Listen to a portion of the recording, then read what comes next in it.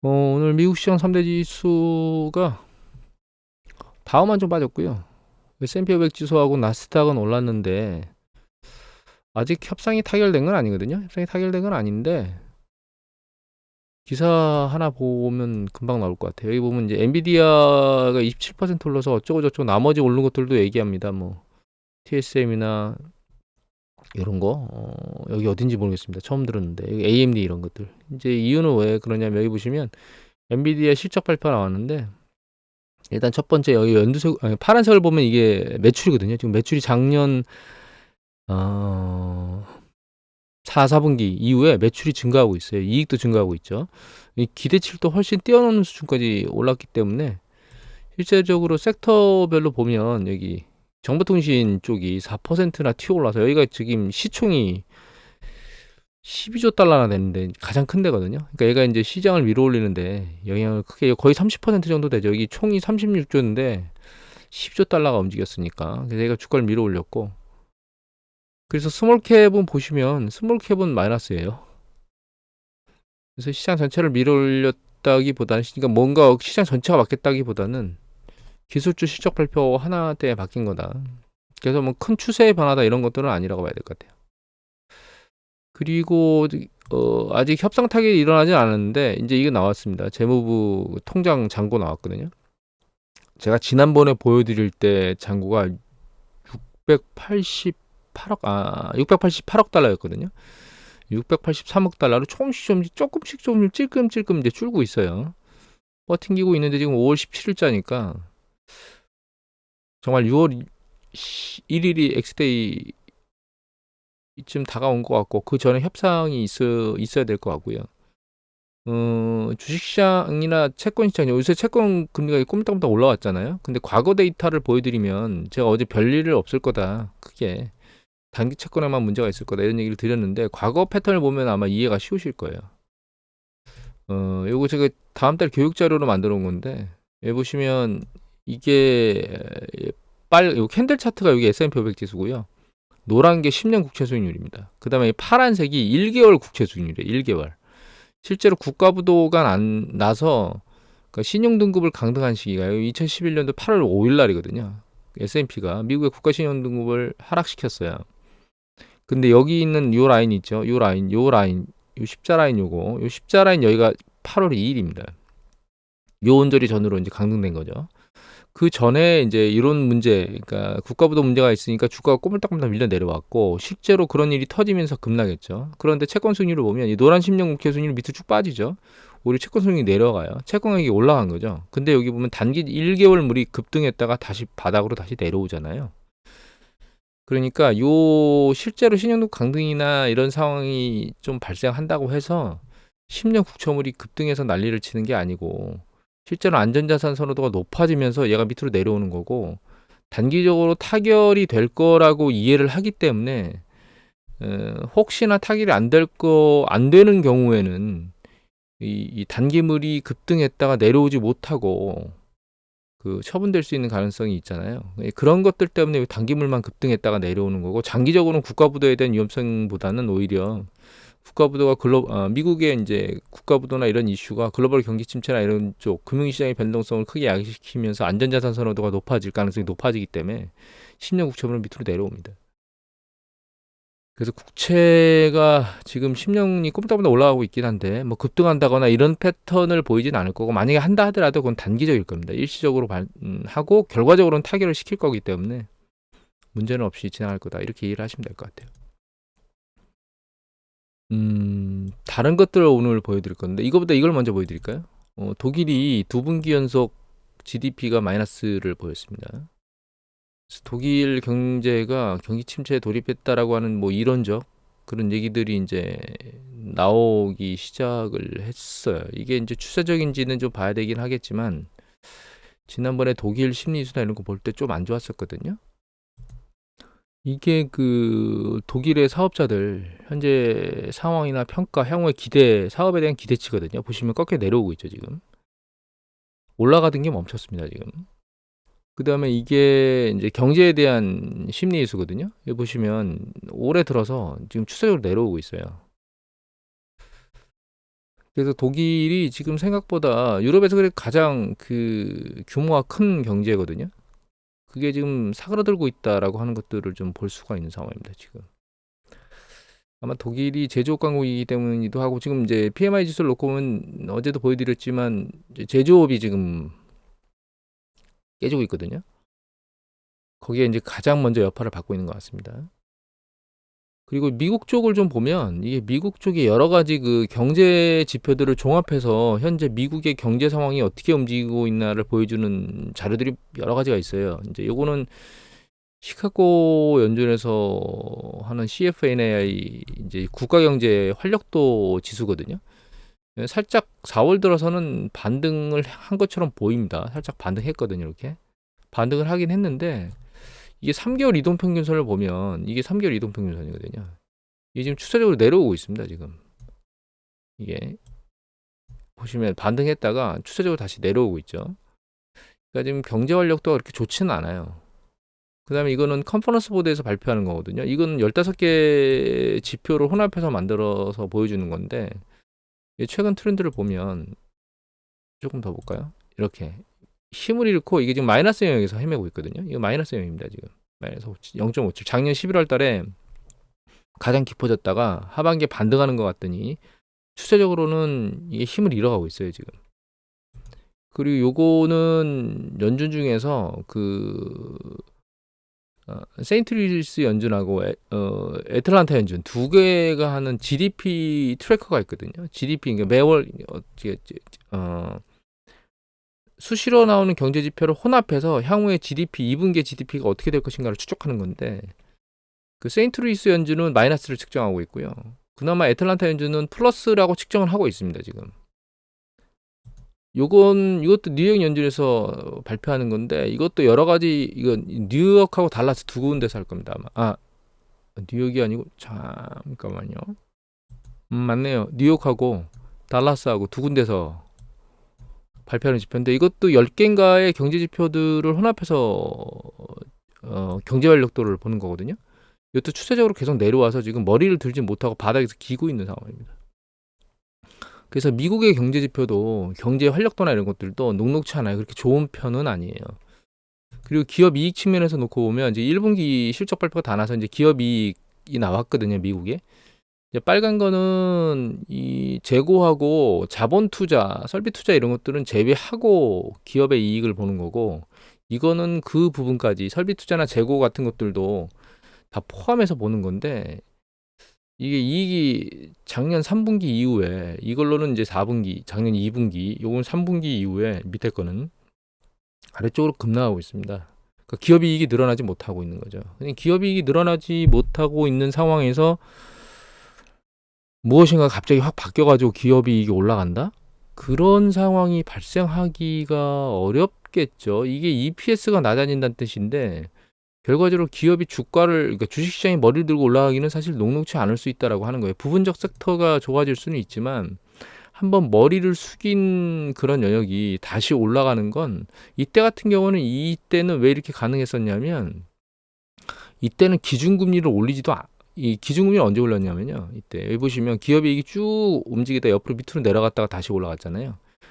이때 2015년도 12월 달에 기준금리를 올렸어요. 그러니까 아직 경제 활력도가 남아있는 후반 사이클이 있는 시기였고 지금은 후반 사이클을 만들기가 어려운 상황입니다. 그래서 결과적으로 기업이익은 추세적으로 내려갈 가능성이 훨씬 높아요, 지금.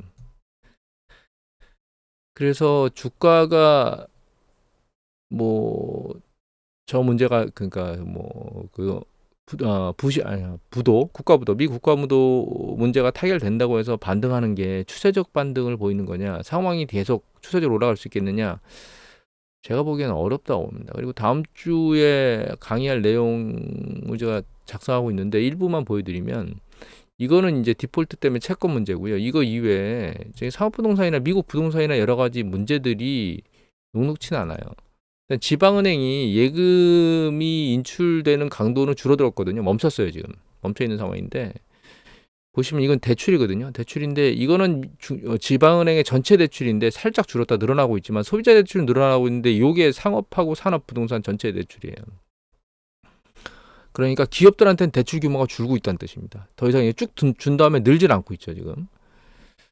느는 패턴이 줄어들었고 지방은행이 이거 대형은행이 지방은행인데 이게 상업부동산이 훨씬 더 많거든요. 대출이 전체 대출이. 그리고 요거는 뭐냐면 그 미국의 은행에서 미실현 평가 손익을 표시한 거예요. 얘가 미실현 평가 손익을 표시한 건데 이게 손실입니다. 이거 그 KDI에서 나온 데이터거든요. 손실을 표시한 건데 상당히 미실현 손실이 많아요. 그리고 여기 보시면 이게 보유 잔고 이게 이제 채권들이거든요. 채권인데 15년 이상 채권 비중이 이 정도 되는 거고 이만큼 되는 거고 거의 뭐 몇 퍼센트 정도 될까? 한 15%? 여기 밑에 보시면 5년에서 10년 사이도 만만치 않잖아요. 단기 채권 비율은 전체적으로 보면 그렇게 높지 않아요. 한 5%에서 7% 사이 정도? 7% 사이 정도? 나머지는 5년 이상 채권들이거든요.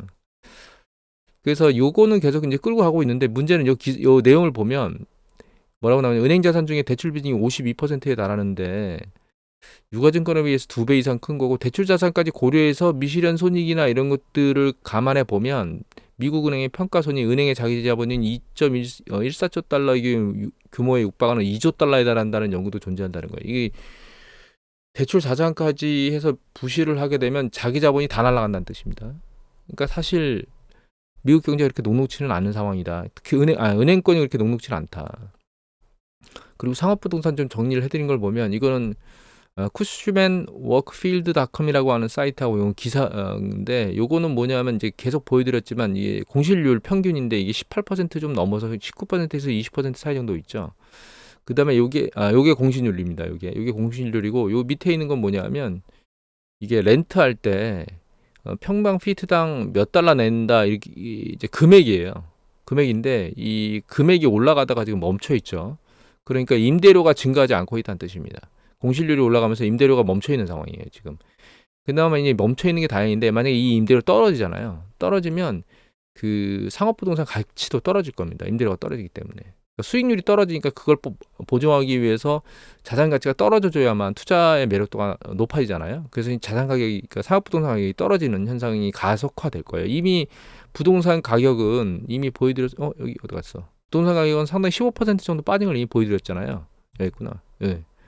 보여드렸죠. 이게 가속화될 수 있다는 겁니다. 이 임대료가 떨어지기 시작하면.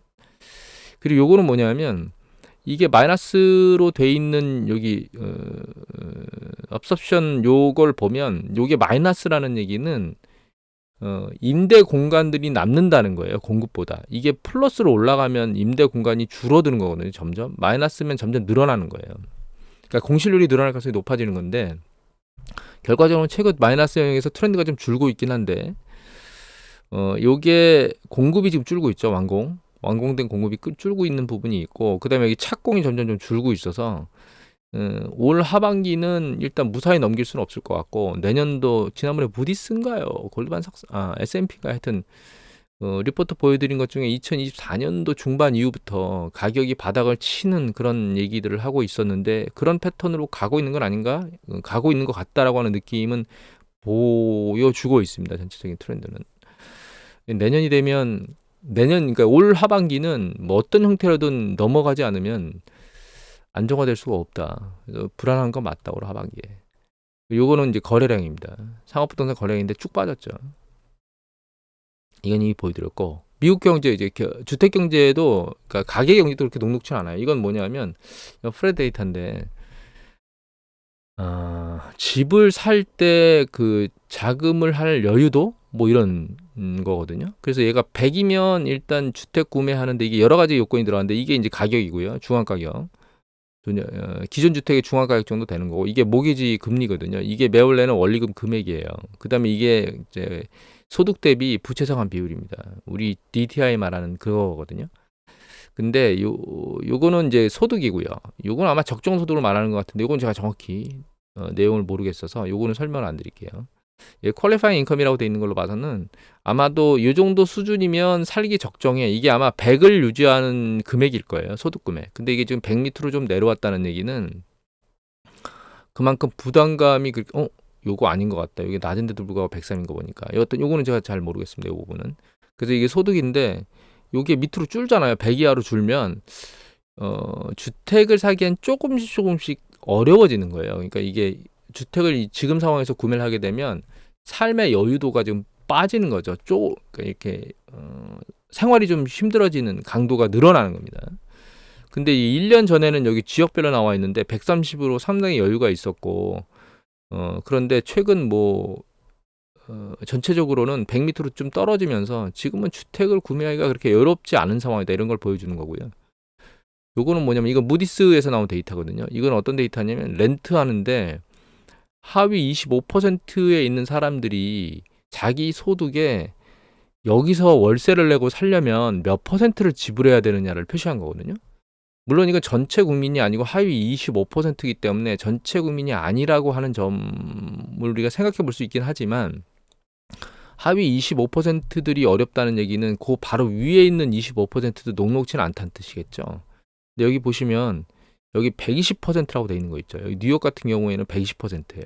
그다음에 여기 좀 60% 빨간 거 여기는 60% 70% 그런 영역이라는 거예요. 그나마 노란색 영역 정도 되는 애들이 30%가 되는데 30% 정도 되면 그나마 견딜 수 있는 수준이고 그거보다 높으면 점점점 힘들어진다는 얘기거든요. 여기 아까 보면 이게 주택 구매할 때 이게 100 수준 언저리가 되는 게 괜찮은 건데 이 100 수준 언저리가 한 25% 전후거든요. 25%로 넘어가면 이게 100m로 내려가요. 주택을 구매해 사는 사람들도. 그러니까 자기 소득의 25%를 이상, 25% 이상 뭔가 원리금을 상환하게 되면 소득이 쪼들린다는 뜻이거든요. 이건 주택 구매자고 이건 주택도 조차 구매하지 못하고 월세로 내는 사람들의 비중인데 굉장히 어려운 영역이 많다는 뜻입니다. 이거는 뭐냐? 미국인들이 주머니를 닫을 수밖에 없다는 뜻이라는 거예요. 그래서 제가 그거 보여드렸잖아요. 저축은 늘어나고 있고, 그러니까 소득이 증가하고 있는데 미국인들 전체 소득은 증가하고 있는데 그게 명목이든 실질이든 저축 금액도 증가하고 있었죠. 그리고 이자 금액도 증가하고 있었잖아요. 그 다음에 자발적으로 내는 기부금도 줄고 있었죠. 그러니까 이게 쪼들리는 사람들이 점점 미래를 위해서 저축을 하거나 기부금 납부를 중단한다거나 이런 형태가 나타나고 있고 최근 PCE 같은 경우에도 그렇게 증가 추세가 살짝씩 둔화되고 있잖아요. 미국 경제가 약간씩 깨지고 있다라고 가계 경제가 그렇게 우리가 이해를 해야 된다는 겁니다. 지금 국가부도 문제가 해결되고 안 되고 국가부도 문제가 좀 해결 안 돼서 주식이 밑으로 급락하는 경우에 매집을 하고 안 하고 이런 문제가 아니라는 겁니다. 광범위한 영역을 다 들여다보고 있으면 경제가 힘을 잃어가고 있다는 게 눈에 보이기 때문에 단기적으로 내가 샀다 팔았다 하는 그런 매매 타이밍을 아주 짧은 기간에 배트를 짧게 잡고 하겠다라고 하면 그런 이슈가 좀 쓸만한 이슈이긴 하지만 실제로 좀 그거보다 좀 긴 그림을 그려놓고 보면 글로벌 경제는 상당히 좋지 않은 패턴인 것 같다. 그리고 위드 코로나 가면서 리오프닝한 중국 같은 경우에도 주식시장이 그렇게 녹록하지는 않거든요. 사실 그게 좋다라면 주식시장이 거기에 반응을 해줘야 되는데 이게 미국의 주식시장 이게 상해지수 이거 CSI 300이거든요. 보시면 힘을 잃어가고 좀 깨지고 있어요. 주식시장이. 이 미국의 PMI 지수거든요. 보시면 서비스 PMI 지수는 상당히 위로 튀었는데 제조업 PMI 지수는 다시 밑으로 50m로 내려와 있는 상황입니다. 지금 미국이라네. 중국은 제조업이 더 강하거든요. 그리고 리오프닝 했지만 이건 전체적인 물동량이거든요. 물동량들이 보면 이거는 공급 물량에 대한 체인의 압박? 그러니까 약간 이제 그러니까 물동량을 움직이는 그런 서프라이 체인이 막 쥐어짜여지는가 느슨한가라고 하는 걸 보여주는 건데 이게 밑으로 쭉 빠졌다는 얘기는 느슨하다는 거거든요. 이거는 전체 컨테이너 지수 운임 지수예요. 바닥으로 붙어서 안 움직이죠. 이거는 건화물 급등했었다가 잠깐 들렸다가 밑으로 다시 빠지고 있습니다. 이건 상해 컨테이너 지수예요. 바닥으로 붙어 있죠. 예, 이거는 이건 상하이 컨테이너 지수거든요. 그렇게 녹록지가 않습니다. 지금 중국이 리오프닝 했는데 효과 있느냐? 제가 보기에는 별 느낌이 없어요. 지금. 물론 리오프닝하고 부동산 관련해서 난리를 쳤기 때문에 이게 부동산 가격 전년 동기 대비 증감률이거든요. 중국에. 근데 마이너스 영역에서 쭉 올라가다가 마이너스 0.2가니까 플러스 패턴으로 붙으려고 하고 있습니다. 전년 동기 대비 가격 증감률이. 그러니까 올라가다가 이렇게 이제 밑으로 쭉 빠져서 내려왔었는데 여기 다시 살짝 들리면서 전년 동기 대비 비슷한 수준으로 다시 올라가고 있는 거죠. 하지만 여기 보시면 요거는 뭐냐면 실제로 펀딩 받는 거예요. 그 부동산 관련된 그 기업들이. 그런데 올라가기는 하고 있거든요. 근데 이게 금액이 이제 올라가고 있긴 한 거죠. 근데 전년 동기 대비 7% 작아요. 이거는 뭐냐면 이게 착공이죠. 착공하거나 그러니까 그 주택 착공을 하거나 혹은 그 토지를 구매하는 거거든요. 근데 보시면 여기 보시면 전년 동기 대비 21.20이에요. 올라가다가 말고 빠졌습니다. 그러니까 전년 동기 대비 마이너스 0에서 헤매고 있다가 마이너스 0이 줄었는데 이게 플러스가 된 거가 아니고요. 마이너스 0이 줄었는데 다시 또 더 확대되고 있는 과정을 보이고 있어요. 요 같은 경우에는 뭐냐면 이건 실제 투자하는 겁니다. 여기 보시면 밑에 실제로 완전 투자가 완성된 거 부동산 관련된 개발에서. 근데 이것도 마이너스 0에서 헤매고 있죠. 그리고 들리다가 살짝 지금 다시 꺾이고 있어요. 강도가. 그리고 부동산 관련된 그 심리 인덱스 같은 경우에도 전체 상황들을 보여주는 인덱스 같은 경우에도 살짝 들리는 것 같더니 힘이 빠지고 있거든요. 끝에 보면. 그래서 리오프닝에서 뭔가 액션들을 하고 있는데 실제 액션을 크게 한 게 뭐 별게 없고 지준율 좀 내려준 게 다거든요. 그래서 중국 경제가 그렇게 그 정도 액션을 취해가지고 자 리오프닝한 게 효과가 크겠느냐, 그래서 글로벌 경제를 다 끌고 갈 수 있겠느냐, 제가 보기에는 그렇지 않은 것 같습니다. 그것들이 이제 주식시장에 반영되면서 주식시장이 이렇게 밀리고 있는 거다라고 이해를 하고 있습니다. 지금 현재. 그래서 이게 많이 알면 병이라고 전체적인 상황을 보면 녹록치 않습니다. 향후의 주식시장이 어떻게 될지는 모르겠지만 큰 그림에서 놓고 보면 시장을 한번 시장이 어느 정도 깨질지 안 깨질지에 대해서 확답을 드리기보다는 경기는 한번 수축 국면을 거치는 과정을 가야 되고 연준이 기준금리를 일정 폭은 내려주는 과정이 만들어지지 않으면 경기 사이클이 새로 만들어지기는 어려운 상황으로 계속 가고 있는 것 같습니다. 오늘은 이것을 마치도록 하겠습니다.